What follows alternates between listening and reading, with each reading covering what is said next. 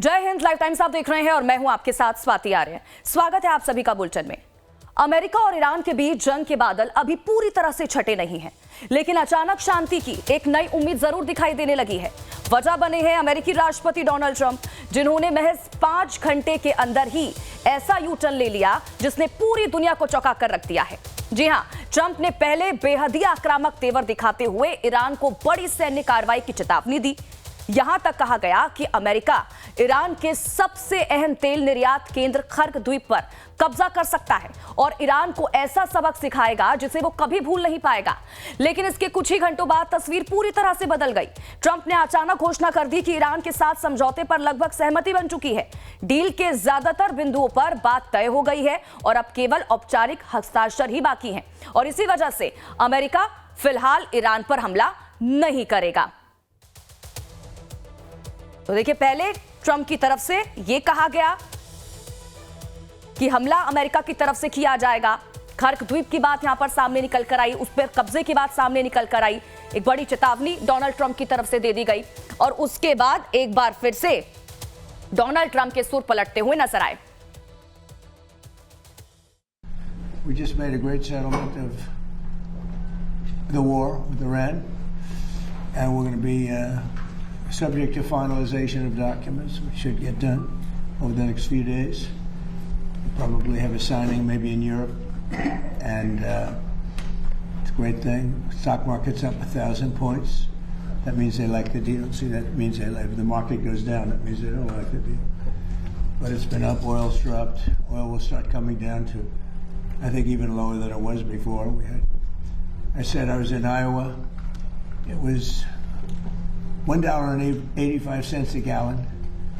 And I don't know if I'm going to get there, but we're going to get pretty close. It's going to come down, and when oil comes down, everything else comes down.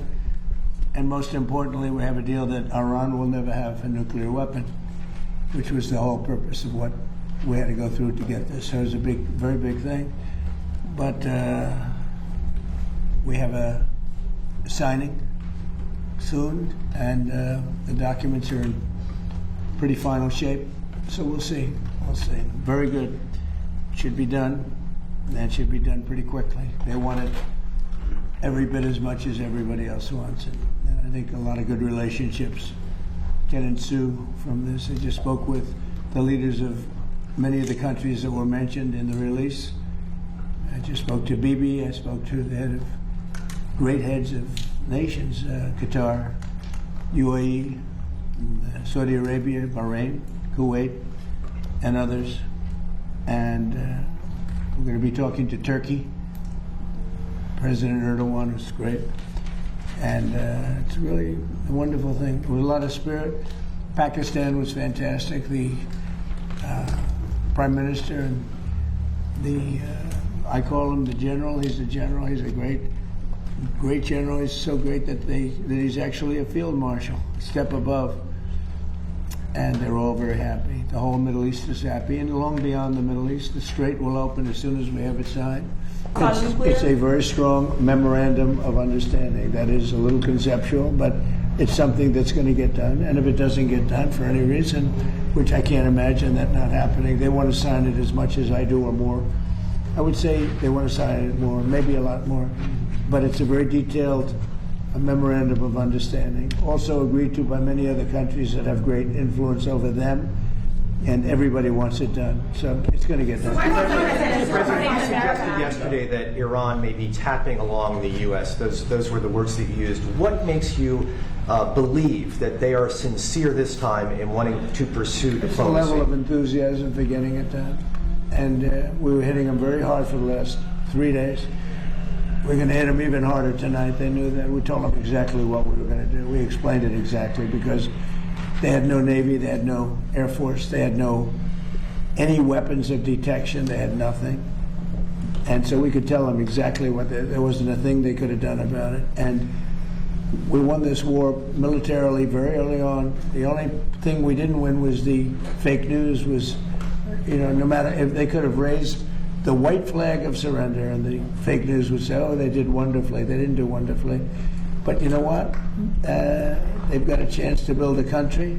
Their country is largely demolished. Again, Their Navy is gone, their Air Force is gone, their anti-aircraft is gone, everything's gone. Their leadership is gone many times over. Even many people from this leadership is gone. But we found them to be rational, and they're going to make a deal. Mr. President. And I'll tell you what, it's a great deal. You know why it's a great deal? Because they will never have a nuclear weapon. तो सुना आपने Trump की तरफ से क्या कुछ कहा गया। इसी पर देखिए बातचीत के लिए हमारे साथ कुछ गेस्ट भी लाइव जुड़ चुके हैं। रिटायर्ड मेजर जनरल अनुज माथुर सर हैं, रक्षा विशेषज्ञ हैं, वो हमारे साथ जुड़ चुके हैं। इसके अलावा retired colonel SK. Malik ji हैं, रक्षा विशेषज्ञ हैं। एस.के. मलिक सर भी हमारे साथ जुड़ चुके हैं। सर, मैं आप दोनों का ही बहुत बहुत स्वागत करती हूँ लाइव टाइम्स पर। और अनुज माथुर सर, मैं आपसे सबसे पहले तो यही समझना चाहूंगी कि पहले ट्रंप धमकी देते हैं और उसके महज 5 घंटे बाद ही वो पलटी मार जाते हैं। वो यहां तक कह देते हैं इससे पहले कि खर्ग द्वीप जो है वो उस पर कब्जा कर लेंगे, बड़ा हमला किया जाएगा, और उसके बाद फिर से पलटी मार जाते हैं वो 5 घंटे बाद। क्या बताता है?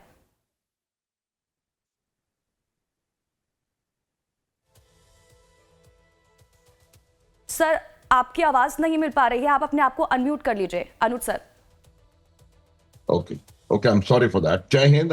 जी सर। मैं ये कह रहा था, देखिए जिस प्रकार से डोनाल्ड ट्रंप के विरोधाभासी स्टेटमेंट्स आते रहते हैं, वो क्या करना चाहते हैं उनको खुद नहीं पता। मैं कल भी यही बात बता रहा था कि वो एक इस प्रकार की परिस्थिति में फंसे हुए हैं, इस प्रकार के युद्ध में उन्होंने अमेरिका को फंसाया है, जिसको कि वो न तो वो जीत सकते हैं, ना उसको खत्म कर पाने का कोई तरीका ढूंढ पा रहे हैं, और ना ही उससे वो निकल के बाहर जा सकते हैं। क्योंकि अगर वो इससे निकल करके बाहर जाएंगे और अगर ईरान की शर्तों पे उन्हें जाना पड़ेगा, तो ये मेरे ख्याल से अमेरिका की इतिहास की सबसे बड़ी और सबसे शर्मनाक हार होगी। तो इस वजह से देखिए वो लगातार अपने स्टेटमेंट्स को बदली करते रहते हैं। एक बार आकर के वो बहुत जबरदस्त तरीके से हमले करते हैं। 20 शहरों पर उन्होंने हमले किए थे एक साथ। उसके लिए बहाना भी उन्होंने शायद अपने आप ही बनाया था, और 20 शहरों पर उन्होंने हमले किए। ईरान को वैसे ही उन्होंने आर्थिक रूप से बहुत ज्यादा तबाह और बर्बाद कर दिया है, और ज्यादा उनके ऊपर दबाव डाला गया, और फिर कहते हैं कि मैं खर्ग द्वीप पर कब्जा कर लूंगा, और अब कह रहे हैं कि मैं कुछ नहीं। ये बात भी कल हमने की थी कि वो इसको कह जरूर रहे हैं, लेकिन वो करेंगे नहीं, ये बिल्कुल निश्चित है, क्योंकि वो भी नहीं चाहते। आज देखिए दोनों देशों की इस प्रकार की स्थिति है कि दोनों किसी भी कोई ना कोई वजह से इस चीज को पूरी वॉर में एक्सकेलेट होने देना नहीं चाहते। तो इसको जो कल किया डोनाल्ड ट्रंप ने, उसको मैं एक इस तरीके इस श्रेणी में डालने की कोशिश करूंगा कि इसको एस्केलेट टू डी एस्केलेट। मतलब आप युद्ध की इंटेंसिटी को बढ़ाइए और थोड़ा सा इसको ऊंचे नॉच के ऊपर लेकर के जाइए, ताकि इस प्रकार का माहौल क्रिएट हो कि जिससे कि आप इसको डी एस्केलेट इवेंचुअली कर सकें। और मुझे लगता है कि ट्रंप ने उसी स्ट्रेटेजी को अपनाने का प्रयास किया। उन्होंने इसको आगे बढ़ाया, और इसको अब वो कह रहे हैं कि इसकी डील जो है वो लगभग निश्चित हो चुकी है। ये सब कहने की बात है। पाकिस्तान ने मना कर दिया है, उनके पास कोई डील नहीं है। जितने भी जो लोग मीडिएशन कर रहे हैं उसमें असल में गलती ट्रंप से एक बहुत बड़ी ये हुई थी कि पाकिस्तान को, जिसका खुद का 70% जो इलाका है वो जल रहा है। आप देखिए बलूचिस्तान जल रहा है, खैबर पख्तूनख्वा जल रहा है, पीओजे में क्या हो रहा है, और अफगानिस्तान पे वो लगातार हमले लड़ाइयां कर रहा है, और वो जाकर के ईरान में शांति करने का प्रयास कर रहा है। तो मुझे लगता है कि जो आपका मीडिएटर था उसको चुनने में बहुत बड़ी गलती हुई, और उसकी वजह से ये चीज ठीक है अनुज माथुर सर, मैं इस पर एक रिएक्शन एस.के. मलिक सर का भी ले लेती हूँ। एस.के. मलिक सर, मैं आपसे भी यही समझना चाहूंगी, क्योंकि इस तरह से तो, क्योंकि पलटी मारना ये आज का तो है नहीं डोनाल्ड ट्रंप का। हम जब से ये युद्ध की शुरुआत हुई है हम तब से ही देख रहे हैं, कितनी बार वो बयान दे चुके हैं, धमकियां दे चुके हैं, और कितनी बार वो पलटी मार चुके हैं। कौन विश्वास करेगा डोनाल्ड ट्रंप पर? और क्या ये एक सोची समझी रणनीति है, या फिर ट्रंप की मजबूरी की इस तरह से वो 5 घंटे में ही पलट गए? स्वाति जी जय हिंद, और माथुर साहब जय हिंद। देखिए स्वाति जी, जहां तक ट्रंप साहब की बात है, देखिए क्या कहें इस बात को, क्योंकि पूरी दुनिया में वो क्या कहते हैं क्या नहीं कहते हैं, इसका कुछ भी एक तरह से रिलायबिलिटी बची ही नहीं है ऑलमोस्ट। वो तो 2 महीने पहले कह रहे थे कि हम ईरान की सभ्यता को सुबह सुबह तक खत्म कर देंगे, और पूरी रात उन्होंने पूरी दुनिया की मीडिया को टेंडर हुक्स पे रखा, टोज पे रखा, और सुबह आके 1 घंटे पहले वो कर देते हैं कि नहीं नहीं हम ये नहीं करने जा रहे हैं, हम बातचीत करेंगे। देखिए, ट्रंप साहब की, जैसे माथुर सर ने कहा कि उनकी यही दिक्कत आ गई है कि ट्रंप साहब क्या कह देते हैं सुबह, क्या कह देते हैं शाम को, इसका कोई भरोसा बचा नहीं है। एक्चुअली उन्होंने अमेरिका की जो एक तरह रेपुटेशन को इस माध्यम से, क्योंकि उनका बोलने का जो अंदाज है, बोलने का जो इतना अनरिलायबल काइंड ऑफ पैटर्न हो चुका है, इस पर कोई भी यकीन नहीं करता। और दूसरी बात यह है कि आप ये बात मान के चलिए कि जो ट्रंप साहब हैं वो बड़ी मुश्किल से पीछा छुड़ाना चाह रहे हैं, लेकिन इतनी उनकी मजबूरी है क्योंकि वो अमेरिका के राष्ट्रपति है, अमेरिका में उनको इलेक्शंस फेस करने हैं, तो वो एक ऑनरेबल एग्जिट चाहते हैं, एक रेस्पेक्टेबल एग्जिट चाहते हैं, और इसी कमी को ईरान ने पकड़ा हुआ है। ईरान जानता है कि ट्रंप साहब एक यहां से पीछे छुड़ाना चाहते हैं, और ईरान इसीलिए अपना कड़ा पोस्टर रखे हुए है, और वो उनको कोई भी ऐसा लूप होल नहीं देना चाहता जिससे कि वो कमजोर कड़ी साबित हो ईरान के लिए फ्यूचर में। यही बात है कि ईरान बीच बीच में आकर के अपनी नई नई मांगे भी रखता है, और ईरान अपना पोस्टर भी इतना टाइट किए हुए है। यही कारण है कि हॉर्मुज का भी उन्होंने जो एक हथियार पकड़ा हुआ है, हॉर्मुज पर भी ईरान कोई भी कंसेशन देने के लिए तैयार नहीं हो रहा है। इन सब चीजों को देखते हुए ट्रंप साहब की मजबूरी ये हो जाती है कि वो अपने आप को पावर ऑफ स्ट्रेंथ तो दिखाना चाहते हैं, लेकिन वो एक्चुअली है नहीं ग्राउंड पर। कल बात हो रही थी कि जैसे वो कह रहे थे कि जो खार्क द्वीप है, उस पर खार्क द्वीप एक बहुत बड़ा गले का फंदा बन जाएगा, क्योंकि खार्क द्वीप ईरान की एक तरह से देखा जाए नर्व सेंटर है वहां की एनर्जी का, और खार पे आने का मतलब है कि ईरान ऑल आउट उसके खिलाफ हो जाएगा, और इतनी भयंकर तरीके से उसका रेजिस्टेंस एक्सपेक्टेड है कि शायद जितना पूरे युद्ध में नहीं किसी ने देखा होगा। ये सब चीजों को देखते हुए खार्ग आइलैंड का और खार्ग आइलैंड की अनसर्कलिंग, या उस पर कोई भी अटैक, या उस पर कोई भी कब्जा, एक तरह से देखा जाए जो विशेषज्ञ लोग थे वो इसको एक हास्यास्पद स्टेटमेंट ही बोल रहे थे, इससे ज्यादा कुछ नहीं बोल रहे थे। और यही हालत है कि ट्रंप साहब का कहना यह है कि कभी वो कहते हैं कि 2 दिन बाद हो जाएगा, 3 दिन बाद हो जाएगा, अभी वो कह रहे हैं यूरोप देश के अंदर हो जाएगा। ठीक है, पूरे दुनिया के लिए तो अच्छी चीज होगी कि इन पर कोई समझौता हो जाए, सभी देशों के बीच में हो जाए, और दुनिया की अर्थव्यवस्थाएं जो एक तरह से ये डावाडोल की स्थिति में चल रही है, वो एक तरह से वास्तव में पटरी पा जाएगी, और ये सभी देशों के लिए हित होगा। लेकिन सवाल ये है कि चूंकि ये ट्रंप साहब कह रहे हैं, इस पर कितना विश्वास किया जाए। बिल्कुल ठीक है सर, मैं लौटती हूँ आपके पास। एक बड़ी और महत्वपूर्ण जानकारी अपने दर्शकों तक पहुंचाते थे, फिर हम बातचीत का सिलसिला शुरू करेंगे। देखिए, ट्रंप का दावा है कि समझौते पर बहुत जल्द दस्तखत हो सकते हैं, और जैसे ही ये डील फाइनल होगी, दुनिया की तेल आपूर्ति की लाइफलाइन माने जाने वाली हॉर्मुज को फिर से खोल दिया जाएगा। हालांकि उन्होंने साफ किया कि जब तक समझौते पर अंतिम मोहर नहीं लगती है, तब तक नाकेबंदी जो है वो जारी रहेगी। तो ये बड़ी जानकारी, डील नहीं होने तक नाकेबंदी जारी रहेगी, ये ट्रंप कह रहे हैं। उन्होंने ये भी कहा कि बहुत जल्द जो है वो समझौते पर दस्तखत हो सकते हैं, जैसे ये डील फाइनल होगी, दुनिया की तेल आपूर्ति की लाइफलाइन माने जाने वाली हॉर्मुज को फिर से खोल दिया जाएगा। लेकिन जब तक डील नहीं होती है, दस्तखत नहीं होते हैं, इस तरह से हॉर्मुज जो है वो बंद रहेगा।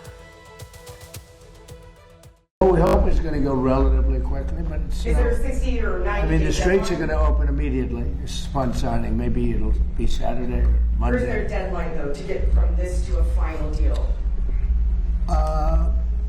We think it's going to go pretty quickly. I don't want to say a deadline, because if I say a deadline, you'll say, "Oh, he didn't meet the deadline." You know, this is like, it's not going to matter much, because it's going to get signed, and the strait is open. But the straits have been open for a number of months already, and you just didn't know about it. You know, you as reporters weren't able to get it. I just announced yesterday that we brought a lot of ships through, and nobody knew about it. I guess we did a pretty good job, Peter, right? But we brought many ships across, and millions, hundreds of millions of barrels of oil But why was were brought across. Mr. President, And there wasn't a thing that anybody could have done about that. Yeah. is the card तो देखिए, Hormuz को लेकर ये जो बयान है वो Trump की तरफ से दिया गया है। अनुज सर, मैं आपसे हॉर्मुज को लेकर ही समझना चाहूंगी, क्योंकि इतने समय से हम देख रहे हैं, जब ये पूरा युद्ध जो था वो हॉर्मुज तक पहुंचा तो किस तरह से पूरी दुनिया पर असर पड़ा। भारत खुद इसका खामियाजा भुगत रहा है, किस तरह से भारत में भी जो चाहे हम तेल और गैस की कीमतें हैं उनमें उछाल देख रहे हैं। और अगर हॉर्मुज में इसी तरह की स्थिति बनी रहती है तो हमें भी पता है कि आगे किस तरह से इसके परिणाम हो सकते हैं। लेकिन ट्रंप कह रहे हैं कि समझौता जैसे ही हो जाएगा, हॉर्मुज खुल जाएगा, तब तक बंद रहेगा। कब होगा यह समझौता? हम तो इतने लंबे वक्त से देख रहे हैं। कि बैक चैनल से कोशिशें की ही जा रही हैं, ये समझौता होगा भी, और अगर हॉर्मुज इस तरह से बंद रहेगा तो और कितना प्रभाव इसका दुनिया पर पड़ सकता है, सर जरा मैं समझना चाहूंगी आपसे। स्वाति देखिए, मैं आपको एक बात बिल्कुल साफ बताना चाहता हूं कि आज अमेरिका का जो एक जिस प्रकार से ईरान के लिए एक ब्रह्मास्त्र के रूप में स्ट्रेट ऑफ हॉर्मुज है, उसी प्रकार से अमेरिका का भी सबसे बड़ा जो लीवरेज है वो स्ट्रेट ऑफ हॉर्मुज की नाकाबंदी है। देखिए, इस अब आज की परिस्थिति में स्ट्रेट ऑफ हॉर्मुज के बंद होने से सबसे ज्यादा प्रभाव अगर किसी देश पर पड़ रहा है तो वो ईरान है, क्योंकि बाकी लोग ने कोई पिछले 2-3-4 महीनों में हर एक ने कोई अल्टरनेटिव अरेंजमेंट करने की कोशिश करी है, कोई दूसरा रास्ता ढूंढने की कोशिश करी है, और ईस्ट वेस्ट पाइपलाइन से बहुत सारा तेल आ रहा है लाल सागर के थ्रू, तो ये तमाम चीजें हो रही हैं, लेकिन ईरान अपना कोई और अल्टरनेटिव ढूंढ पाने में कहीं ना कहीं सक्षम नहीं हो पा रहा है। बाई रोड वो प्रयास कर रहे हैं, पाकिस्तान ने 6 उनको रास्ते दे रखे हैं, लेकिन ईरान के ऊपर सबसे ज्यादा असर हो रहा है। इसलिए ये बात आप मान के चलिए कि अगर ईरान पे दबाव बनाए रखना है तो आपको 2 बातें करनी पड़ेंगी, और वही 2 बातें जो हैं वो ट्रंप कर रहे हैं। पहली बात, इस ब्लॉकेड को पूरी प्रभावी तरीके से ईरान के पोर्ट से आने और जाने वाले शिप्स के लिए बनाए रखें, अगर संभव है इनके लिए तो। दूसरी बात है कि वो ईरान के ऊपर इस प्रकार से दबाव बढ़ाएं, उनके ऊपर इतना ज्यादा उनको आर्थिक रूप से तबाह बर्बाद कर दिया जाए कि ईरान के अंदर से शायद कोई आवाज निकले। हालांकि ये बहुत मुश्किल है, क्योंकि जिस देश के लोग अपने जिहाद से जन्नत तक के सफर को इतना ग्लोरीफाई करते हैं और उसको एक बहुत बड़ा रुतबा देते हैं, वो ऐसे लोगों को किसी भी कोई उनके लिए कीमत जो होती है उनको झुकाने के लिए मेरे हिसाब से बहुत बड़ी होती है, जो कि अमेरिका को अभी पता नहीं पड़ पा रहा है। और ये जो युद्ध हुआ है उससे जितने लोग उनके बीच शुरू में खिलाफ थे, जनवरी में प्रदर्शन कर रहे थे, शायद उनका भी कहीं ना कहीं मन बदला हुआ है, राष्ट्रवाद की भावना उनमें भी आई है। तो जहां तक सवाल हॉर्मुज का है, देखिए ये अमेरिका खोलेगा नहीं। दूसरी जो चीज है वो ये है कि अमेरिका पैसे बिल्कुल रिलीज नहीं करेगा, क्योंकि अगर कोई भी देश या अमेरिका खुद ईरान को पैसे दे देता है या उसके डीफ्रीज कर देता है, तो फिर इस जो ब्लॉकेड है उसका असर कहां गया? जो ब्लॉकेड से आपने आर्थिक रूप से उन पर दबाव बनाया था, अगर आपने $12 बिलियन या $24 बिलियन डीफ्रीज कर दिए तो वो पूरा का पूरा एक्सरसाइज खत्म हो गई।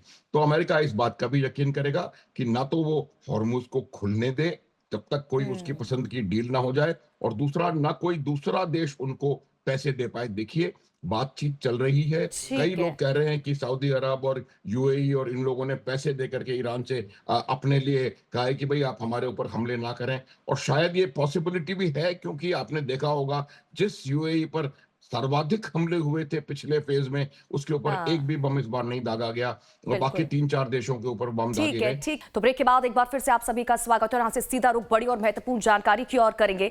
देखिए, ट्रंप के समझौते वाले दावे पर ईरान की तरफ से बयान सामने निकल कर आया है। डील पर अभी कोई फैसला नहीं हुआ है, ये ईरान की तरफ से कहा गया है। फैसले के बाद औपचारिक घोषणा की जाएगी। ईरान ने यह कहा है, हम अपनी अहम शर्तों पर कायम हैं। अभी भी जो शर्त शुरुआत से ईरान की तरफ से रखी जा रही है, इस समझौते के तहत अमेरिका के सामने ईरान ने साफ कर दिया है कि हमारी अभी भी वही शर्त है। तो ये जो दावा ट्रंप की तरफ से किया गया था समझौते को लेकर, इस पर जो है बयान जो है वो ईरान की तरफ से दिया गया है। तो बड़ी खबर इस वक्त की आप तक पहुंचा रहे हैं, और इस बीच एक और बड़ी जानकारी अपने दर्शकों तक पहुंचा दे। देखिए, ईरान को लेकर इजरायली पीएम नेतन्याहू का बड़ा बयान सामने निकल कर आया है। ईरान से समझौते को लेकर ट्रंप ने बात की। ट्रंप ईरान के संवर्धित यूरेनियम हटाने को प्रतिबद्ध है। ईरान अपने मिसाइल उत्पादन पर लगाम लगाएगा, ये कहा गया है बयान में। तो नेतन्याहू की तरफ से ये जो बयान है वो दिया गया है ईरान को लेकर। ये इजरायली पीएम का बयान, ईरान से समझौते को लेकर ट्रंप ने बात की है, और ट्रंप ईरान के संवर्धित यूरेनियम हटाने को प्रतिबद्ध है, ये इस बयान में उनकी तरफ से कहा गया है। तो लगातार हमारे साथ गेस्ट जुड़े हुए हैं। अनुज माथुर सर हमारे साथ जुड़े हुए हैं, और एसके मलिक सर हमारे साथ जुड़े हुए हैं। एसके मलिक सर, जरा बताइएगा, ये जो दावा ट्रंप की तरफ से समझौते को लेकर किया गया है, ईरान ने तो साफ कह दिया है इसको लेकर तो अभी कुछ हमने फैसला ही नहीं लिया है, और जब फैसला लिया जाएगा तब बताया जाएगा, और हमारी शर्तें वही हैं, यानी कि साफ बोल दिया गया है हमारी शर्त अगर मानता है अमेरिका तो ही हम इस पर कुछ सोचेंगे, आगे बढ़ेंगे। क्या इससे यह समझा जाए कि ईरान ये कह रहा है अपने बयान में? स्वाति जी, देखिए, जैसे मैंने अपने पहले भाग में बोला था कि ईरान इस टाइम पावर यानी इस पावर ऑफ स्ट्रेंथ से खेल रहा है और वो ट्रंप साहब की जो कमजोर नब्ज है उसको पकड़े हुए है।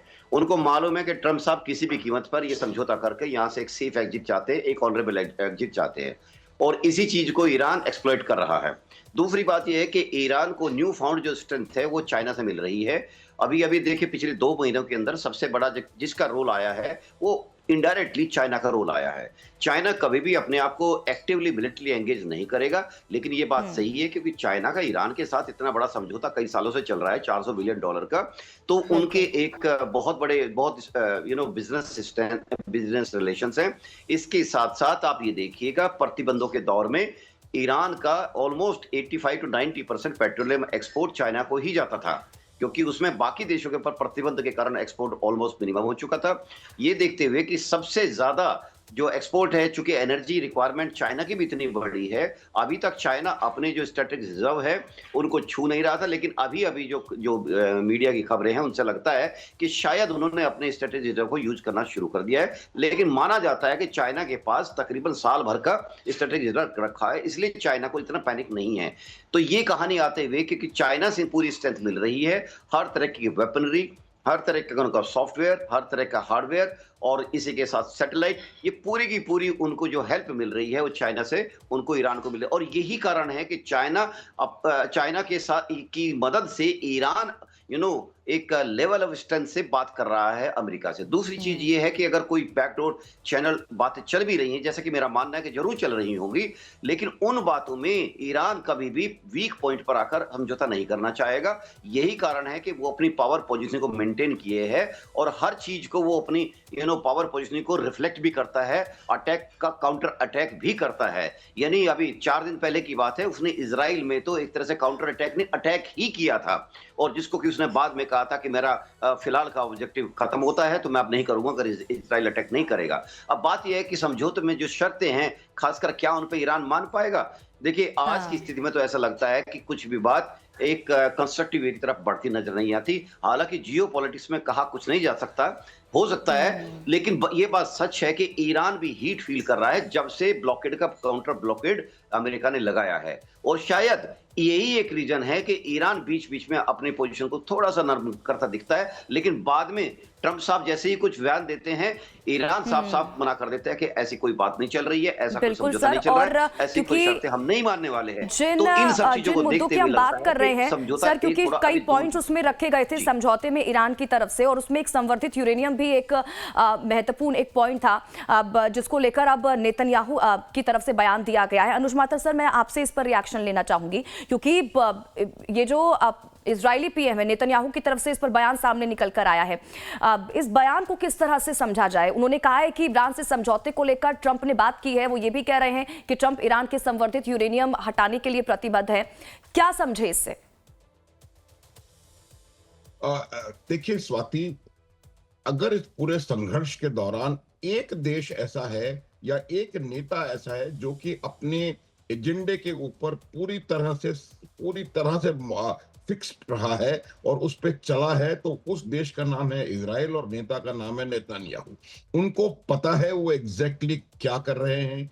देखिए, नेतन्याहू का और इजराइल का एक यूनिपॉइंट एजेंडा है, और वो यूनिपॉइंट एजेंडा है to remove Iran as a threat. Swati, इसका अर्थ यह है कि ईरान को आने वाले समय में खतरे के तौर पे हटाना। अब ईरान से खतरा उनको किस किस चीजों से है, ये बात पहले भी कर चुके हैं, और उनसे खतरा ईरान की विचारधारा से है, सोच से है, जो कहती है कि इजराइल को रहने का हक नहीं है। दूसरा खतरा उसकी परमाणु शक्ति से है, क्योंकि अगर वही सोच वहां रही और उनके पास परमाणु शक्ति आ गई तो उसका प्रयोग होने की पूरी संभावना है, और जो इजराइल के लिए खतरा बन सकता है। तीसरा खतरा मिसाइल और ड्रोन फोर्स से है, जिसको कि ईरान लगातार, इजराइल चाह रहा है कि वो कम हो और उनका जो डेवलपमेंट हो उसमें long range missile, ballistic missile या क्रूज मिसाइल्स ना हो।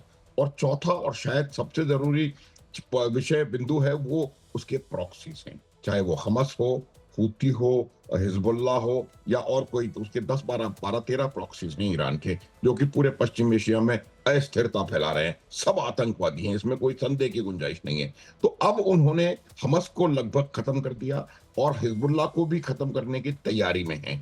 उसकी वजह क्या है कि ये दोनों जो थे उनके साथ लगे हुए थे और ये उनके ऊपर लगातार हमला करने की कोशिश कर रहे थे।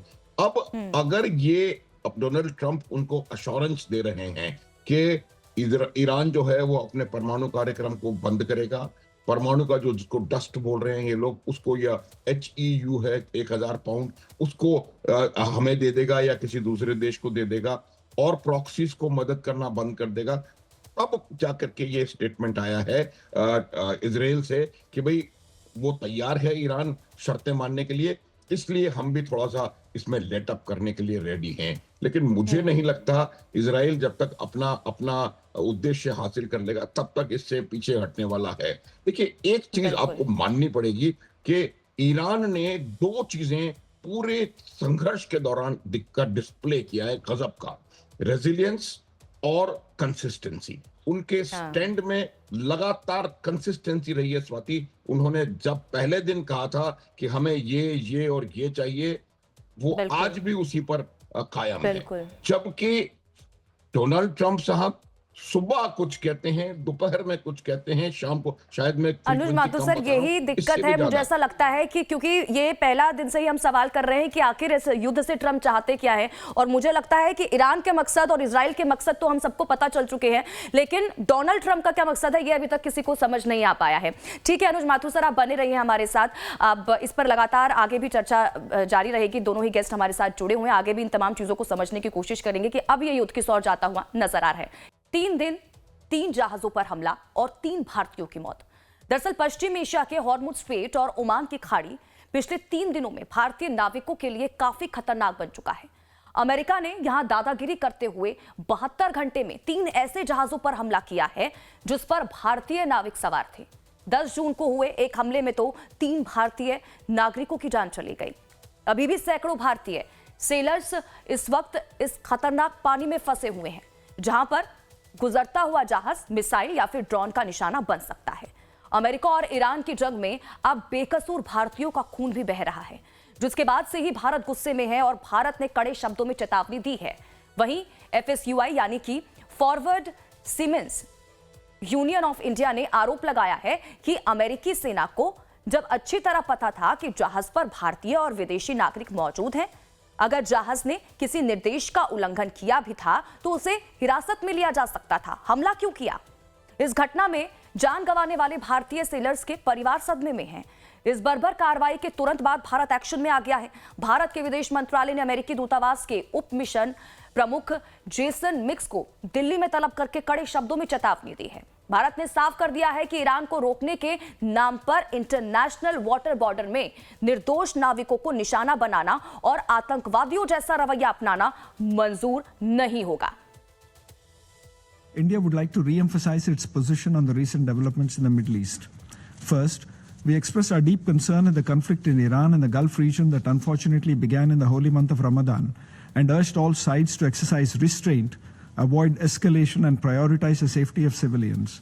Second, regarding the situation in Gaza, we believe it has grave humanitarian implications that calls for a sustained ceasefire, humanitarian access, and a credible pathway towards a durable and peaceful resolution based on a negotiated two-state solution with a sovereign, independent, viable state of Palestine. Third, regarding Lebanon, we call for respect for Lebanon's territorial integrity and sovereignty and affirm the importance of implementing UN Security Council Resolution 1701 of 11th August 2006, as well as a declaration on the cessation of hostilities issued on 26 November 2024. देखिए, इसी पर लगातार हम चर्चा युद्ध को लेकर कर रहे हैं। SK मलिक सर और अनुज माथुर सर हमारे साथ दोनों ही जुड़े हुए हैं। SK मलिक सर, मैं आपके पास आना चाहूंगी और समझना चाहूंगी कि जिस तरह से इन जहाज़ों को निशाना बनाया जा रहा है, और ऐसा नहीं है कि अमेरिका को नहीं पता कि इसमें कौन से देश के लोग मौजूद हैं, कि इसमें भारतीय लोग जो है वो मौजूद नहीं है, उसके बावजूद निशाना बनाया गया।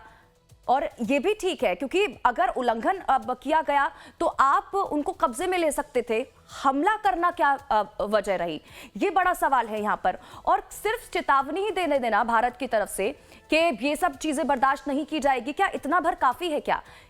या फिर अब समय आ चुका है कोई बड़ा और कड़ा रुख भारत की तरफ से भी अपनाया जाए? जरा इस चीज को समझाइएगा सर।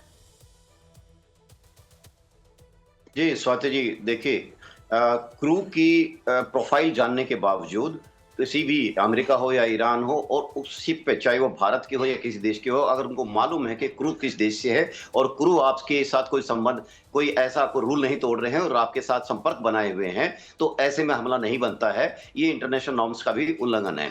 लेकिन क्या हो रहा है कि जैसे कि ईरान ने भी भारत की एक शिप पर दो महीना पहले ये जानने के बावजूद, अप्रूवल देने के बावजूद, शिप का कैप्टन बोल रहा था कि हम आपकी लिस्ट पर, जो क्लियरेंस लिस्ट पर नंबर 2 है, उन्होंने तब भारत की शिप पर अटैक किया था। यही बात ये है कि अमेरिका ने भी अटैक किया है। ये दूसरा अटैक है उनके, अमेरिका के द्वारा। ये बड़ी दुखद स्थिति है, ऐसा होना नहीं चाहिए कतई भी। और इसका जो जाहिर सी बात है कि भारत ने इसका पुरजोर विरोध किया है। भारत के डिप्लोमेट ने माना कि इंटरनेशनल लेवल पे इस बात को उठाया है और आगे भी जो मीटिंग्स होंगी, आई थिंक G7 मीटिंग है, हो सकता है भारत का पार्टिसिपेशन है, जो ऑब्जर्वर्स में जरूर होगा, तो भारत उसमें जरूर इस बात को उठाएगा। क्योंकि बात ये बड़ी चिंता की विषय है, क्योंकि ये जो स्टैंड ऑफ है हॉर्मुज में, पता नहीं ये कितने दिन चलने वाला है। क्योंकि जिस तरह से चीजें चल रही है उससे नहीं लगता कि नियर फ्यूचर में इसका कोई समाधान आने की ज्यादा उम्मीद है। लेकिन फिर भी इंटरनेशनल कम्युनिटी एक उम्मीद बनाए हुए है कि शायद इसका जल्दी समाधान हो और इस समस्या का निदान हो। लेकिन इसके बावजूद जो शिप जा रहे हैं, अभी बात यह है कि इसके ब्लॉकेड का काउंटर ब्लॉकेड है। अमेरिका किसी चीज को नहीं जाने जाता, फिर अगर वहां से अमेरिका अलाउ करता है, उनकी पैरामीटर्स पे कोई खरा उतरता है, तो फिर ईरान की पैरामीटर्स में इसके अंदर फंस जाता है, तो ईरान उसको नहीं जाने देता। तो पूरे के पूरे इंटरनेशनल कम्युनिटी के सामने ये समस्या आ रही है कि या तो वो अमेरिका के कन्विंस करे या ईरान को दोनों कन्विंस करे, या दोनों को कन्विंस करना बहुत मुश्किल हो रहा है। चलिए, ये बात यहां तक समझ में आती है। लेकिन आपका कहना बिल्कुल सही है कि अगर किसी चीज का वायलेशन हो रहा है, आप उसको रोकिए और आप उसको इंटरनेशनल नॉर्म्स के तहत, यूएन नॉर्म्स के तहत उसको आप रोक सकते हैं और उसको आगे बढ़ने से मना कर सकते हैं। लेकिन सवाल ये हो रहा है कि आज आप ये देखिए स्वाति जी, पिछले इतने सालों में यूएन की जो रेजोल्यूशन है उनका कोई पालन कहीं नहीं होता दिखाई देता है। ऐसा लगता है कि यूएन एक जस्ट स्टैम्प बॉडी होकर रह गई है। उसका कोई भी उसके जो रेजोल्यूशंस है, उसके प्रस्ताव है, एग्रीमेंट्स है, उसका कहीं भी कोई ऐसा पालन नहीं हो रहा है जिससे वर्ल्ड ओवर शांति की तरफ बढ़ता दिखाई दे। तो मेरा कहना यह है कि जो ये स्टैंड ऑफ की स्थिति है, इसको अवॉइड करना चाहिए, चाहे कोई भी कंट्री हो, किसी देश का शिपमेंट हो। लेकिन मुझे लगता है कि जैसे जैसे ये स्थिति आगे लंबी खींचेगी, जैसा कि दिख भी रहा है, और ये अटैक और काउंटर अटैक ईरान के और अमेरिका के एक दूसरे पर भी बढ़ते रहेंगे, और इसी दौरान चूंकि शिपमेंट तो चलेगा, बीच में सेलेक्टिवली ही सही ये शिपमेंट चलेगा, तो इन चीजों को दोनों देशों को अवॉइड करना चाहिए। अगर वो अवॉइड नहीं कर पाते तो निश्चित रूप से इंटरनेशनल क्रिटिसिज्म का शिकार तो होंगे ही होंगे, तो विरोध भी उनको झेलना पड़ेगा। जी स्वाति जी। ठीक है सर, मैं लौटती हूँ आपके पास। अनुज माथुर सर, मैं आपसे भी इस पर रिएक्शन लेना चाहूंगी कि अब क्या करेगा भारत, क्या उसका अगला कदम होना चाहिए? क्योंकि अभी भी तो देखिए सैकड़ों भारतीय सेलर्स ऐसे हैं जो इस वक्त उस पानी में फंसे हुए हैं, और अमेरिका, जब हम ट्रंप की बात करते हैं, वो तो ऐसे हैं कि उनका कोई भरोसा आप कोई कर ही नहीं सकता। वो तो सुबह बयान देते हैं, 5 घंटे बाद फिर बदल देते हैं। हाँ स्वाति, देखिए, एक तो पहले आपका प्रश्न का उत्तर देने से पहले एक तथ्य मैं बताना चाहूंगा कि भारत एक बहुत बड़ा इस प्रकार का कंट्रीब्यूटर है कि दुनिया के बहुत सारे ये कमर्शियल जो लाइनर्स हैं, शिप्स हैं, उनमें क्रू भारतीय हुआ करता है। भारत बहुत लगभग 30 से 40% जो क्रू पूरे वर्ल्ड में है वो भारतीय है। तो ये बात लोगों को पता होनी चाहिए। और जहां तक सवाल भारत के अगले स्टेप का है, देखिए हम लोगों ने इसको बहुत पुरजोर तरीके से बता दिया है, और साथ ही साथ अगर आपने सुना हो, उनको 2 स्टेटमेंट और दिए हैं। हमने गाजा के बारे में बात करी है और हमने लेबनान के बारे में बात करी है। मैसेज बिल्कुल लाउड एंड क्लियर चला गया है कि हम क्या, हमारा सोच विचार है और किस प्रकार से हम इस चीज को व्यू करते हैं। जहां तक सवाल इस चीज को और आगे ले जाने का है, देखिए, मैं आपको एक बात बताता हूं कि ये जो अंतर्राष्ट्रीय संस्थाएं हैं वो कहीं ना कहीं पीछे पिछड़ रही हैं। यूएन डिफंक्ट हो चुका है। तो अभी हमको और किसी जैसे G7 के है या और ब्रिक्स है, इसके माध्यम से इस चीज को आगे अंतर्राष्ट्रीयकरण इसका करना अंतर्राष्ट्रीयकरण नहीं कहूंगा, इसको उस लेवल पे पहुंचाने की आवश्यकता है। आपको दबाव बनाने की आवश्यकता है अमेरिका के ऊपर। आप देखिए, ये जो आज विश्व की स्थिति है उसका कारण ट्रंप का अहंकार उसका। आप देखें कि किस प्रकार से उसने दूसरे देशों के राष्ट्राध्यक्षों के ऊपर हमले करें, और जो एक और आतंकवादी देश है उसके वो प्रशंसा के पुल पे पुल बांधे चले जा रहे हैं, क्योंकि उनको शायद कहीं ना कहीं एक उम्मीद नजर आ रही है कि वो पाकिस्तान जो खुद जल रहा है वो उनको इसमें से एक कोई सेफ एग्जिट दिलवा पाने में सफल हो जाएगा। इस वजह से उसके पीछे चल रहे हैं। आज अमेरिका ट्रंप की वजह से अपने आप को इस दुनिया में अलग थलग देख रहा है। एक उसका मित्र रह गया है और एक गुलाम रह गया है। अमेरिका का मित्र है इजराइल और गुलाम है पाकिस्तान। बाकी कोई अमेरिका के साथ आज की तारीख में नजर नहीं आ रहा। उसकी वजह मैं आपको बताता हूं। उसकी वजह है ट्रंप का अहंकार और उनका ये मानना। देखिए, ट्रंप ने जो अपने जो स्ट्रेटेजिक जो ऑफेंसिव निकाला था, जो कि ईरान के ऊपर हमला करने का निर्णय लिया था। जब भी आप मिलिट्री ऑफेंसिव करते हैं तो उनको आप होप पे, उम्मीद पे उसको आधारित नहीं कर सकते। ट्रंप ने ये हमला किया इस उम्मीद पर कि मैं अगर खमेनी को खत्म कर दूंगा और उनके 40 टॉप कमांडर्स को खत्म कर दूंगा तो शतरंज के खेल की तरह बादशाह खत्म, गेम ओवर वो हो जाएगा। और जो उन्होंने शायद लिबिया में कर पाए या वेनेजुएला में कर पाए, उस प्रकार से ईरान भी सकम कर देगा। ऐसा हुआ नहीं। ईरान एक बहुत शक्तिशाली, बहुत पुराना, बहुत बड़ा और बहुत इंपॉर्टेंट दुनिया का देश है। दुनिया की 11वीं या 12वें नंबर की सेना उसके पास है। तो मुझे नहीं लगता कि आप अपने पूरे ऑपरेशन को और पूरे विश्व की अर्थव्यवस्था को धक्का देने वाली एक्टिविटी को सिर्फ इस उम्मीद के ऊपर आधारित करके और आप इस जगह चले जाएं कि भाई अगर वो खमेनी को मार देंगे तो वो सब लोग नीचे घुटने पे आके हमसे भीख मांगना शुरू कर देंगे। उनको लगा कि ये शायद वेनेजुएला अथवा पाकिस्तान है। पाकिस्तान कर सकता है, डॉलर दिखाओ, वो घुटने पे आकर के भीख मांगेगा। तो मेरा ये मानना है कि जहां तक इस परिस्थिति का सवाल है, ये बहुत डिफिकल्ट परिस्थिति हो रही है। और आज अमेरिका जो कर रहा है, या अब ईरान ने भी उस चीज को सीख लिया है, वो ये है कि जिसकी लाठी उसकी भैंस, माइट इज राइट। जो आप जिसके पास ताकत है वो उसके जो जचेगी वो करेगा। कल को आपके पास ताकत है तो आप स्टेट ऑफ मलाक्का बंद कर दीजिए। कल को आपके पास ताकत है तो आप किसी और के दूसरे देश पे कब्जा कर लीजिए।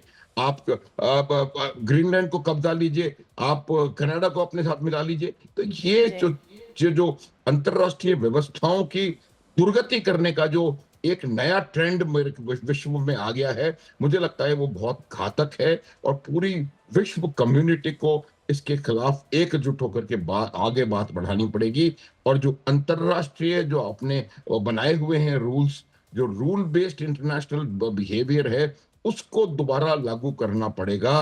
वो चाहे ईरान हो या यूएस हो या इजराइल हो या कोई भी हो। कोई भी अंतरराष्ट्रीय व्यवस्थाओं को बाधित नहीं कर सकता। और अगर कोई इसको बाधित करता है तो पूरे विश्व को अपने आपसी मनमुटाव को छोड़ करके इकट्ठा होकर उसके खिलाफ बात करने की आवश्यकता है। लेकिन समस्या इस विश्व की यही है कि जो बात अमेरिका कहता है वो ईरान चाइना को समझ में नहीं आती है, जो चाइना कहता है वो रूस को समझ में नहीं आती है। और इस वजह से जो यूनाइटेड नेशंस का जो सिस्टम है काम करने का, वहां हर बात पे वीटो हो जाता है और कोई भी बात आगे नहीं बढ़ पाती है।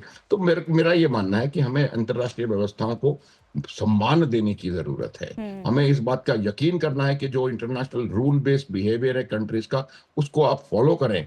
आप बिना लड़ाई झगड़ा किए, बिना दादागिरी किए, बिना साउथ चाइना सी में एडिशनल जगह पानी को अपना कब्जा बनाए हुए भी अपने आप को आगे बढ़ा सकते हैं। तो मेरा इसको समझने की जरूरत है। लेकिन बहुत मुश्किल है। ये बात हम कहते रहेंगे, हम कोशिश जरूर करेंगे। और अब ये जो इंटरनेशनल ओपिनियन है उसको इकट्ठा करने की जरूरत है। इस प्रकार के अवांछनीय बिहेवियर जो दोनों देश दिखा रहे हैं, चाहे वो अमेरिका हो या ईरान। ठीक है अनुज माथुर सर, मैं लौटती हूँ आपके पास। एसके मलिक सर से भी मैं इस पर रिएक्शन ले लेती हूँ। एसके सर समझाइएगा, क्योंकि अनुज माथुर सर ने G7 का भी जिक्र किया। G7 और इस तरह के जो और भी अंतर्राष्ट्रीय मंच है, क्या वाकई में ये मंच जो है वो इस संकट को नियंत्रित करने में सक्षम है भी? जरा इसे समझाइएगा। स्वाति जी, देखिए बॉटम लाइन यहां से होती है, जैसे कि अनुज माथुर सर बोल रहे थे, बात ये होती है कि जो कॉमन पॉइंट्स हैं वो बन नहीं पा रहे हैं, क्योंकि वो देशों के हितों को हिट कर रहे हैं। जो चीज ईरान चाहता है वो अमेरिका कभी नहीं मान सकता, क्योंकि जैसे फॉर एग्जांपल वो ईरान का एक एजेंडा ये था कि आप हमें गारंटी दीजिए हम पे फ्यूचर में कोई अटैक नहीं होगा।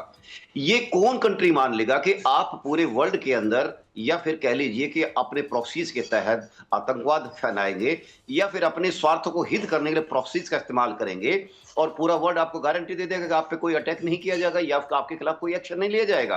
तो मैं ये कहना चाहता हूं कि ऐसी मांगे दोनों तरफ से हैं, मांगे नहीं, पूरे वर्ल्ड के सामने ये फैक्ट्स के रूप में सामने आ चुकी है कि ये, जैसे ईरान का मैं ले लेता हूं क्वेश्चन, वो जो H3 है, H3 का ये है कि देखिए ईरान ने वर्षों वर्षों तक उनको पनपाया है, पाला है, परोसा है।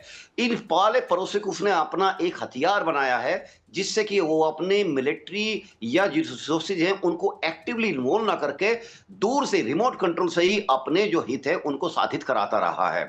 देखिए इसी चीज में मैं एक जोड़ता हूं कि जो बहाना बनाता है कि फिलिस्तीन का, मुझे नहीं लगता स्वाति जी फिलिस्तीन में कोई भी इंटरेस्टेड है या उसका कोई भी समाधान करना चाहता है। ये पिछले हमने 60-70 सालों में देखा है, हर कोई उसका नाम लेकर उसको भुनाना चाहता है, उसके नाम पर लड़ना चाहता है और अपने हितों को पुश करना चाहता है। आज ये इकोनॉमिक लड़ाई है मिलिट्री लड़ाई से ज्यादा।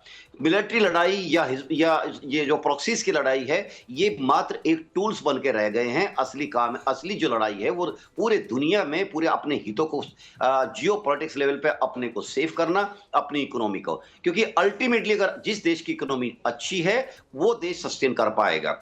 एग्जाम्पल उसका लाइव ये है कि ईरान को भी इस टाइम हीट फील हो रही है अपनी इकोनॉमी के ऊपर, उनकी जो अर्निंग है वो चोक हो रही है, वो कंस्ट्रिक्ट हो रही है। यही बात है कि ईरान अब थोड़े थोड़े बीच बीच में ये सिग्नल देता है कि शायद वो बातचीत की टेबल पालने के लिए तैयार है, लेकिन अगले ही पल वो भी, उसको भी शायद एहसास होता है कि वो कोई भी कमजोर कड़ी नहीं देना चाहता जिससे कि अमेरिका उसका फायदा उठा ले। दूसरी चीज ये है कि जैसे अब मैं जाता हूं इजराइल की तरफ। इजराइल अपनी इस बात पर कभी कंप्रोमाइज नहीं करने वाला है। उसको मालूम है कि उसके एग्जिस्टेंशियल थ्रेट का जो इशू है वो उस पर नहीं करेगा। जब तक उसकी इस बात को आप एड्रेस नहीं करेंगे, और इसकी बात को एड्रेस करने का तरीका अमेरिका ने शुरू में ये रखा था कि आप अपने जो ये H3H है, 3H को ना ऑक्सीजन देंगे, ना पानी देंगे, ना हथियार देंगे, ना देंगे, जिस पे ईरान कभी नहीं मानने वाला है। जिस एसेट्स को कोई देश तैयार करता है, वो अच्छे हो या बुरे हो, दो ही कंट्री ऐसे हैं पूरी जमीन के ऊपर, पूरी धरती के ऊपर, पाकिस्तान और ईरान, जो खुलेआम अपनी स्टेट पॉलिसी के तहत आतंकवादियों का इस्तेमाल करके अपने हितों को पूरा कर आगे बढ़ाते हैं। तो ऐसी स्थिति में ईरान कभी नहीं मानने वाला, क्योंकि उसको मालूम है कि जिस दिन ये उसने मान लिया तो वो बैकफुट पर आ ही जाएगा वर्ल्ड जियोपॉलिटिक्सल लेवल पर। इसका एग्जाम्पल और आपको एक साइट करता हूं। ईरान ने बड़े सोच समझकर हुतीज को तैयार किया, हुतीज को मदद की, क्योंकि उसको मालूम था कि एक न दिन उसकी बढ़ती हुई एम्बिशन के अंदर हॉर्मुज पर तो उसका कंट्रोल है, क्योंकि वो खुद बैठा है। दूसरी चीज ये है कि अब बाबल मंदेब वाले इस एक्सिस पर आ जाइए, वहां पर उसने जानबूझ के यानी साउथ और नॉर्थ की तरफ हुती को प्लेस किया, क्योंकि 30% इलाका है ऐसा जो यमन का है जिस पर हुती का है, और 70% उसके कब्जे के बाहर है। लेकिन वंडरफुल चीज उसने ये की कि 30% इलाके पर 70% पॉपुलेशन को अपने इन्फ्लुएंस में लिया हुआ है, जो कि उनके साथ है और जो कि उनके एजेंडे को आगे बढ़ाती है। यही चीज देखते हुए उसने बाब अल मंदेब पर भी अपनी पकड़ को कोशिश करने की, जिससे कि पूरे वर्ल्ड के ऊपर प्रेशर बना जा सके और वर्ल्ड उसकी शर्तों पर आ सके। तो ये कहने का मतलब है कि जब इतने सारे विरोधाभासी हित लोगों के आ रहे हैं, तो ये समझौता किस तरह से आएगा, अभी थोड़ा सा इसको समझने के लिए, इसमें क्लैरिटी के लिए टाइम लगेगा, क्योंकि जो इसके जियोपॉलिटिक्स के लोग हैं वो इस बात को कह रहे हैं कि आखिर कौन सी ऐसी चीजें हैं जो कॉमन ग्राउंड पर आकर दोनों नहीं, तीनों साइड उसको मान ले। लेकिन तीनों साइड के लिए एक चौथा पिलर और है, ईरान कोई भी ऐसी चीज को नहीं मानेगा जिसको चाइना वीटो कर दे। तो इसलिए बात है कि वो पीछे इनडायरेक्टली चाइना का भी उसको एक तरह से फीड दी जाती है कि आपको क्या मानना है क्या नहीं मानना है। जी स्वाति जी। बिल्कुल ठीक है सर, मैं लौटती हूँ आपके पास। अनुज माथुर सर, लेकिन फिर हल कैसे निकलेगा ये समझ पाना बहुत मुश्किल है, क्योंकि 28 फरवरी से हम तो यही कह रहे हैं ना इजराइल मान रहा है, ना ईरान मान रहा है, ना अमेरिका मान रहा है। उसके बाद जब समझौते के बाद जो पॉइंट सामने निकल कर आए उस पर भी कोई मानने को तैयार नहीं है। 3.5 महीने तो हो ही चुके हैं इस वॉर को, और अभी तक तो शांति नजर नहीं आ रही है। मुझे ऐसा लग रहा है कि यूक्रेन का जिस तरह से हम हाल देख रहे हैं, ईरान भी उसी राह पर है, अपने पॉइंट से पीछे नहीं हट रहा है। बयान जिस तरह से ट्रंप के सामने निकल कर आ रहे हैं, दबाव बनाने की कोशिश की जा रही है, समझौते की बात की जा रही है, लेकिन ऐसा लग नहीं रहा है कि समझौता हो भी पाएगा आने वाले समय में, जिस तरह की स्थिति बनी हुई है। स्वाति देखिए, एक चीज होती है, आपकी जो डिजायर्ड एंड स्टेट्स हैं, आप इस पूरे संघर्ष के अंत में अपने आप को कहां देखना चाहते हैं, ये दोनों राष्ट्रों की अपनी अपनी एक डिजायर्ड एंड स्टेट है। ईरान क्या चाहता है कि उसका हॉर्मुज पे कब्जा रहे, वो अपना परमाणु कार्यक्रम भी आगे बढ़ाता रहे और अपने प्रॉक्सीज की भी मदद करता रहे, ये उसकी डिजायर्ड एंड स्टेट है। उसी प्रकार से अमेरिका की डिजायर्ड एंड स्टेट है कि हॉर्मुज पूरी तरह खुल जाए, ईरान अपना सारा ये दे। जब तक आपकी डिजायर्ड एंड स्टेट्स में इस कदर विरोधाभास होगा, इस कदर एक्सट्रीम्स पे रहेंगी, तब तक इसका कोई सोल्यूशन नहीं निकल सकता। अब प्रयास ये होना चाहिए, देखिए इसके एक स्टेप में मैं जहां तक मैं समझ रहा हूं कि सबसे पहला स्टेप ये होना चाहिए कि आपको किसी भी प्रकार की हॉस्टिलिटी को बंद कर देना चाहिए। पहला स्टेप ये है। दूसरा स्टेप मेरे हिसाब से ये हो सकता है कि अमेरिका और ईरान दोनों को इस बात पर एग्री करना चाहिए कि जो 27 फरवरी से पहले वाली जो परिस्थिति स्टेट ऑफ हॉर्मुज की थी, उसको लागू किया जाए और यहां से निर्बाध रूप से पूरा यहां से जो पहले आवागमन हो रहा था ऊर्जा का या बाकी सामान का, वो होना शुरू हो।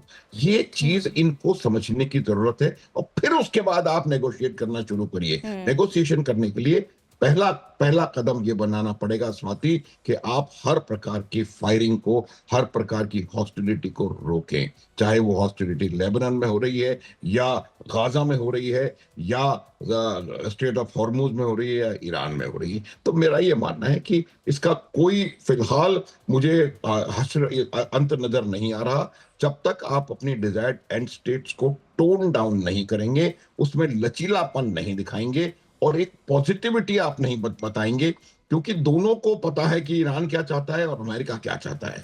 तो आपको दोनों को इस प्रकार का ऐसा माहौल बनाने का प्रयास करना पड़ेगा कि एंड ऑफ द डे दोनों विन विन करके वहां से निकलें। डील का अर्थ क्या होता है? डील का अर्थ होता है कि जैसे मान लीजिए आप जमीन की डील करने गए हैं, तो जमीन जो खरीद रहा है उसको भी कहीं ना कहीं उसमें लाभ नजर आए, जो बेच रहा है उसको भी अपना कहीं ना कहीं फायदा उसमें नजर आए, तभी वो डील फाइनलाइज होती है। उसी प्रकार से आपको यहां पर भी दोनों पक्षों को ये यकीन करना पड़ेगा कि जब ये यहां पर एक ऐसा दोनों पक्षों के लिए कोई छोटी छोटी विन विन सिचुएशन हो, ताकि अमेरिका का राष्ट्रपति भी इलेक्शन में जाने से पहले कह सके कि मैं युद्ध जीत के आया हूं, मैंने ईरान से ये मनवा लिया, और ईरान वाला भी कह सके कि मैंने अमेरिका को ये कर दिया। तो ये कहने के मेरा मतलब है कि आपको अपनी डिजायर्ड एंड स्टेट में लचीलापन लाना पड़ेगा, बातचीत के लिए ग्राउंड तैयार करना पड़ेगा और किसी बेहतर देश के साथ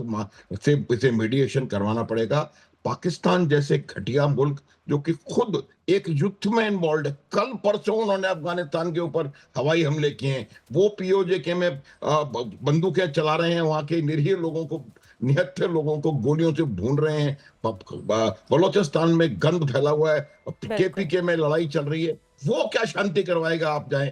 तो मेरा ये मानना है कि आपको पूरी जो दुनिया की जो अशांति फैलाने वाली जो कॉजेज हैं उनको आइडेंटिफाई करना पड़ेगा, उनको दबाना पड़ेगा, और आतंकवाद किसी भी समस्या का समाधान नहीं है स्वाति। बिल्कुल सही कहा सर आपने, आतंकवाद किसी भी समस्या का समाधान नहीं है। अनुज माथुर सर, क्योंकि समय हो चला है, मुझे इस बातचीत को यहीं रोकना पड़ेगा। आप हमारे साथ जुड़े, बहुत बहुत शुक्रिया हमारे साथ जुड़ने के लिए, तमाम बातचीत के लिए। और एसके सर, आपका भी बहुत बहुत शुक्रिया हमारे साथ जुड़ने के लिए, तमाम बातचीत के लिए। तो वॉर से जुड़ी हर एक अपडेट आगे भी आप तक पहुंचाते रहेंगे। हर छोटे से ब्रेक के लिए जल्द हाजिर होते हैं।